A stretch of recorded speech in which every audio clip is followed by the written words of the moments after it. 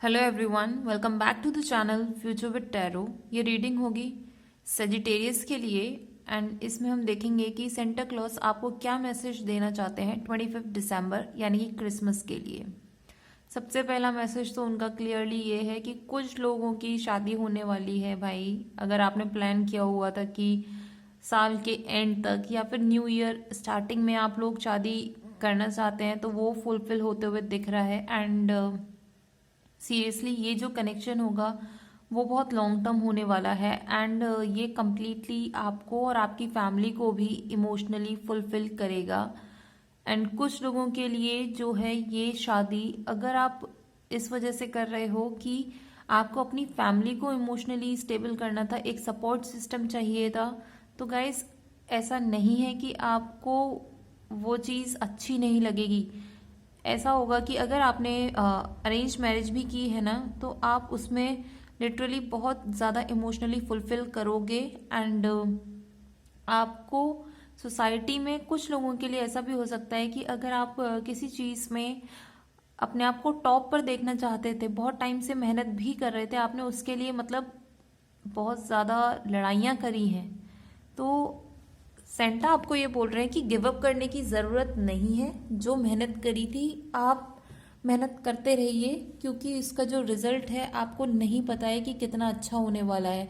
भले ही आप 1% से जीतेंगे, लेकिन आपको जो है फ्रूटफुल रिजल्ट्स मिलेंगे। एंड कुछ आपके साथ के जो सेम एज ग्रुप के लोग हैं, आपको पता भी नहीं है कि आपके लिए वो पीठ पीछे आपकी कितनी हेल्प कर रहे हैं, आपके लिए कितना फाइट कर रहे हैं। तो गाइस आपको ना अपने मेहनत को इतना टाइम आपने दिया है, तो ऑब्वियसली अब जो लास्ट टाइम होता है ना उसमें हमारी एनर्जी इम्बेलेंस हो जाती है, हम इम्पेशेंट हो जाते हैं। तो आपको बोला जा रहा है कि अपनी एनर्जीज को बैलेंस कीजिए, क्योंकि आपके साथ के लोग जो भी हैं वो भी आपके लिए लड़ रहे हैं, आपके लिए काम कर रहे हैं, तो एटलीस्ट उनकी एक्सपेक्टेशंस को वेस्ट मत जाने दीजिए।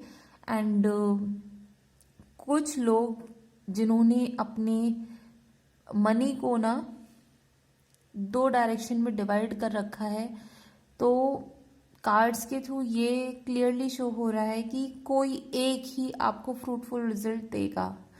एंड वो रिजल्ट इतना होगा कि आपने जितना मतलब मनी डिवाइड करके लगाया हुआ है वो आपको उन दोनों का अकेला एक ही इन्वेस्टमेंट प्रोवाइड करा देगा।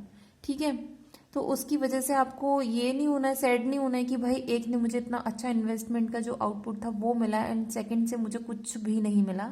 तो एटलीस्ट आप गॉड को या यूनिवर्स को थैंक्स कर सकते हैं कि चलो मेरा पैसा वेस्ट नहीं हुआ। ठीक है, एंड कुछ लोगों के लिए ये भी बोला जा रहा है कि आप किसी ना किसी ऐसे पार्टनरशिप में आएंगे जो कि आपकी स्ट्रेंथ को इंक्रीज करेगा। एंड जो भी लोग इस पार्टनरशिप में आएंगे ना, उनकी स्ट्रेंथ इंक्रीज होने के साथ साथ आप कुछ ऐसा बिल्ड करोगे जो कि सोसाइटी के लिए हेल्प होगी इन लॉन्ग टर्म। ठीक है, एंड वो चीज़ आपको स्टेबिलिटी भी देगी। कुछ लोग अगर इस टाइम पर ऐसा फील कर रहे हैं कि पूरी एनर्जी आपकी ख़त्म हो चुकी है, आप बहुत ज़्यादा ऐसा लग रहा है कि भाई हम काम कर कर के घिस चुके हैं, बट हमें कोई लाइट नहीं दिख रही है कि हम हमारी लाइफ में कुछ अच्छा होगा या नहीं होगा, तो आपको ये बोला जा रहा है कि आप उस लाइट पर विश्वास रखिए, आप उस वाइट एनर्जी पर बिलीव रखिए। वो चीज़ें आपके लिए आपके फाइनेंसेस को इंक्रीज करेगा। एंड आप जितनी भी अभी बुरी से बुरी कंडीशन में ही क्यों ना हो, आपके लिए वो डोर ओपन होंगे जिससे कि आप फुलफिल फील कर पाओ, फील नहीं बल्कि आप उसके जो आउटकम्स है ना वो आपको मिलेंगे। बट प्रॉब्लम ये आ रही है कि आप अपने आप को उस इमेज में देखते भी नहीं हो कि आप उसके लिए लायक हो। आप डेली सिर्फ यही बोलते हो, यही फील करते हो, यही महसूस करते हो कि हम बेगर वाली स्टेट में, अब हमारी लाइफ में कुछ इम्प्रूव हो नहीं सकता, इतना सब कुछ मतलब चीज़ें जो खराब हो रही थी और खराब होती जा रही हैं, हम जिस पोजीशन पे थे उस पे से और डाउन होते जा रहे हैं।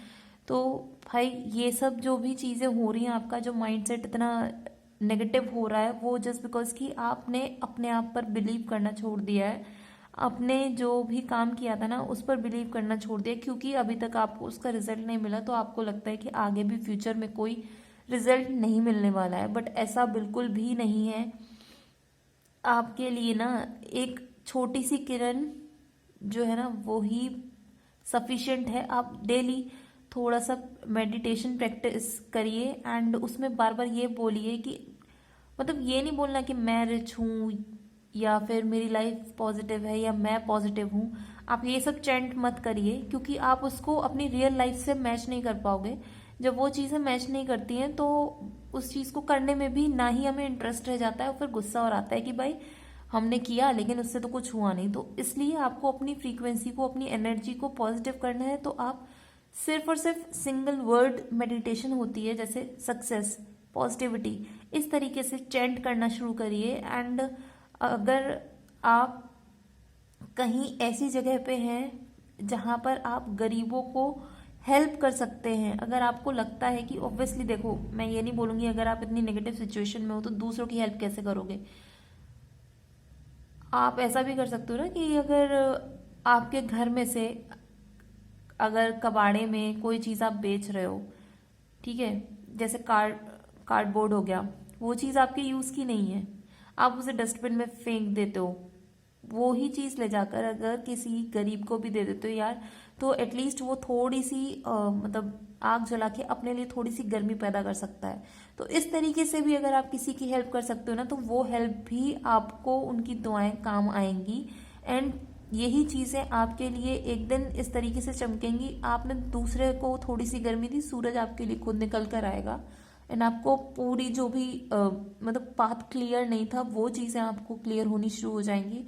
आप लिटरली वो लाइफ एंजॉय करने वाले हो फ्यूचर में जो कि आपने सोची भी नहीं होगी। मतलब राजा महाराजाओं के यहाँ पे बच्चे नहीं घूम रहे होते हैं कि बिना किसी टेंशन के सारी चीज़ों उन्हें बिना मांगे मिलती जा रही हैं।